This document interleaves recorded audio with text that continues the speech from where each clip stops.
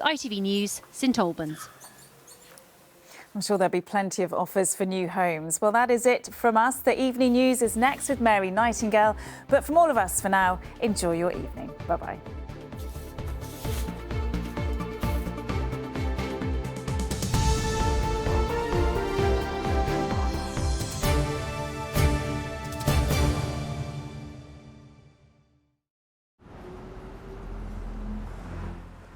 Now, with all the very latest from around the world and here at home, it's the ITV Evening News.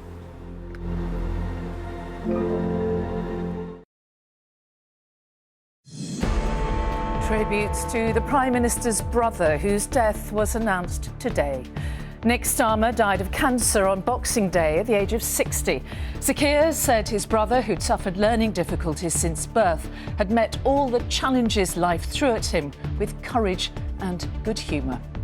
Well, today the Prime Minister thanked hospital staff who had cared for him for their skill and compassion. Also tonight. A man's charged with attempted murder after 4 people were hit by a car in London's West End in the early hours of Christmas Day. Israeli troops evacuate one of the last functioning hospitals in northern Gaza as the siege there continues.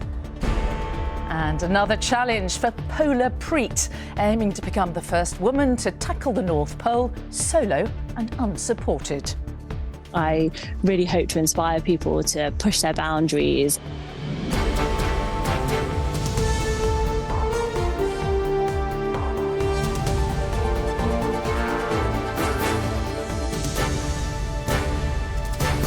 This is ITV News with Mary Nightingale. Good evening. The Prime Minister has paid tribute to his brother Nick, who has died of cancer at the age of 60. Sir Keir said his brother, who passed away on Boxing Day, was a wonderful man who had met all the challenges life threw at him with courage and good humour. Nick Starmer suffered complications at birth that had left him with learning difficulties. Sir Keir thanked hospital staff who'd cared for Nick for their skill and compassion.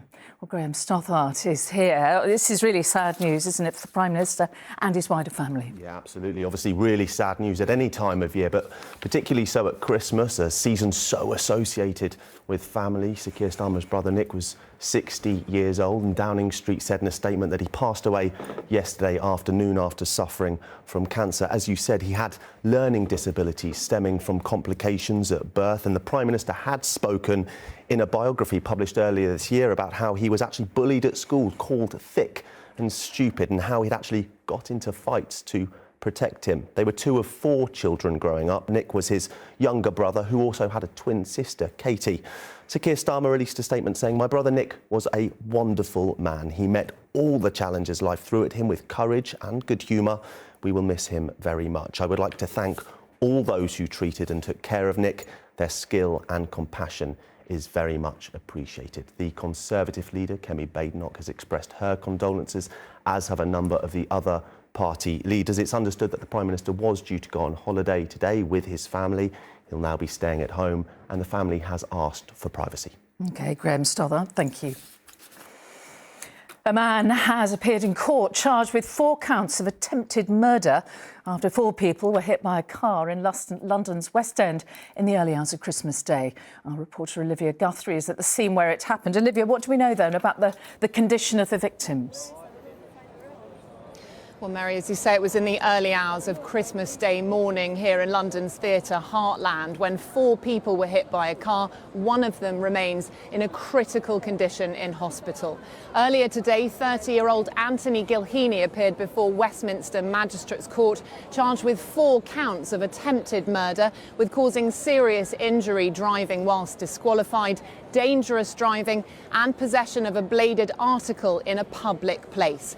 Police were called here at 1:45 on Christmas morning after reports of a collision and of a car being driven on the wrong side of the road. Gilheany is accused of driving a Mercedes into pedestrians here and of having a small knife in Lincoln's Inn Fields, which is not far from here, on the same day. He spoke to confirm his name and address of Harlow in Essex in court today. He was remanded into custody and he'll appear at the Old Bailey on January the 24th. Olivia Guthrie in central London there, thank you. Israeli troops have evacuated one of the last hospitals operating in the north of the Gaza Strip today, forcibly removing medical staff and patients, according to the health ministry there. The Kamal Radwan Hospital's medical director says nearly 50 people, including 5 medics, have been killed close to the hospital in recent days. The Israeli military says it is conducting operations against Hamas in the vicinity. Stacey Foster has this report. Early this morning, Israeli officials began a military evacuation of a hospital in northern Gaza. The sick and those trying to look after them were all forced to leave Kamal Adwan Hospital on foot. They are walking, but who knows where to. The hospital itself has not been a place of safety for some time. All of its basic medical infrastructure has been destroyed in 80 days of strikes here targeting Hamas, which have intensified over the last few days.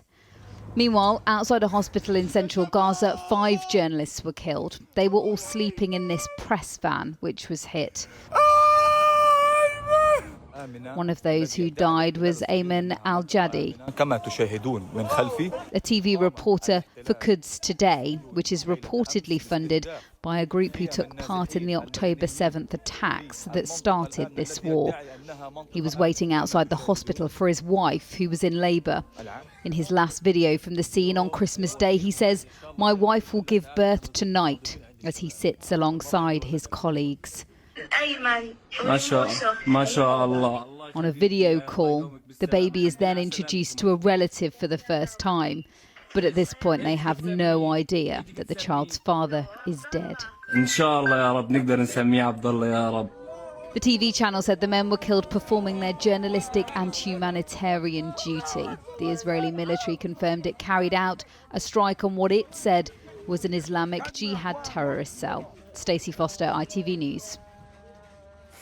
Look at some other news now. A father and son have been killed after triggering an avalanche in the Tyrol region of the Alps in Austria. The skiers, who were aged 52 and 22, were dead by the time rescuers reached them. Another son and his friend who were with them were able to escape. 2 sailors on separate boats have died on the first night of the Sydney to Hobart yacht race. The men were killed after being struck by the booms of their boats during stormy conditions. Another sailor was washed overboard but was rescued. A 7-year-old girl has life-changing injuries after a quad bike crashed in Leeds on Boxing Day. The girl was a passenger on the quad when it crashed into a telephone pole outside a pub in Kippax after 10 last night. 3 people have been arrested, including a 16-year-old boy, on a dangerous driving offence. And flights in and out of Manchester Airport have been disrupted after heavy fog in the area. More than 40 flights have been delayed or cancelled. Airlines say passengers should check for updates on their flights. Now, 2024 was bookended by storms which hit large parts of the UK and, according to the National Trust, has boosted some of Britain's landscapes but negatively impact our wildlife. As the year nears a close, our science correspondent Martin Stew looks at this year's nature winners and losers. 2024 has been bookended by storms. Henk brought heavy rain in January. Dara wreaked destruction in December. In between, Rishi Sunak's election campaign was washed away before it even got started. But what has this year's dull, damp weather done for nature? In Cambridgeshire, it's allowing them to return Wick and Fen to its natural state. So we've had quite a wet and cool winter. It's enabled us to store some of that water in the landscape, to allow it to re-wet the peat, to store the carbon within the soil. According to the annual Wildlife and Weather Report by the National Trust, there have been other winners too. At Orford Ness, Suffolk's first ever colony of grey seals was established. The waters around the British Isles are now home to 40% of the world's population. Puffins on Farne Island have weathered the bird flu storm, and where they've been given a home, the numbers of small mammals and raptors have soared. Baby barn owls born in nests. 2 years ago, when we had that extreme heat and drought, trees really struggled. So the cooler, wetter weather this year has been a real boost for them. There's been less ash dieback and more beautiful autumn colours. But for every positive is a negative. This, one of only a handful of butterflies seen at Barrington Court in Somerset. So we've seen a real drop in our invertebrate population, so our butterflies and our bees, they've been really low. Here at Wick and Fen we've had our lowest record in 15 years, and that's just because of those wet springs that we had early on. Wading birds and natterjack toads have struggled too. Nationally, nature is still in decline. 1 in 6 species are threatened in the UK. When you've got such a poor baseline, any changes in climate, any changes in weather can be catastrophic for species. One creature which has enjoyed this year is the humble slug, a success story I suspect gardeners didn't celebrate. Martin Stew, ITV News. NASA research spacecraft has successfully survived the closest ever brush with the surface of the sun. Officials have received the all-clear message from the Parker solar probe after it passed within a record-breaking and searingly hot 3.8 million miles of the sun earlier this week. And finally, if it wasn't enough to conquer the South Pole, adventurer Preet Chandy hopes to become the first woman to travel solo to the North Pole. The trailblazer, nicknamed Polar Preet, is in training for the challenge and hopes to inspire others along the way. Will Tullis reports. Preet Chandy has trod many a treacherous and record-breaking step, making history for her Antarctic exploits. I just made it to the South Pole. Feeling pretty incredible right now. So happy to be done. Last year, the former army captain earned her 2nd and 3rd Guinness World Records there for her solo polar ski expeditions. Now, her eyes and compass are set in the opposite direction as she aims to become the first woman in history to ski solo and unsupported to the North Pole. This expedition is really tough. It's going to be about -50 at the start point. There will be polar bears there. I have things with me to scare them away. There'll be sections of open water, so I literally have to put a dry suit on, swim through those sections and get out the other side. Preet spent this Christmas back in the South Pole preparing for the challenges of the North. It's an expedition that is expected to take from 70 to 80 days in one of the most punishing environments on the planet. What was it that motivated you to do this then?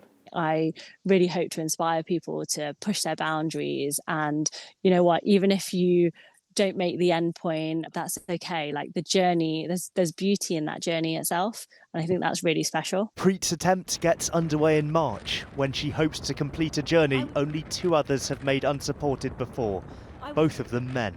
I want to show people that there is just so much that you can do and you can achieve, and there's no such thing as a small adventure. Whether she's successful or not, Polar Preet hopes her Arctic odyssey will inspire more people to rise to life's challenges, however big or small. Will Tullis, ITV News. And that is all for now. I'll be back later at 10 to midnight. Hope to see you then. Bye-bye.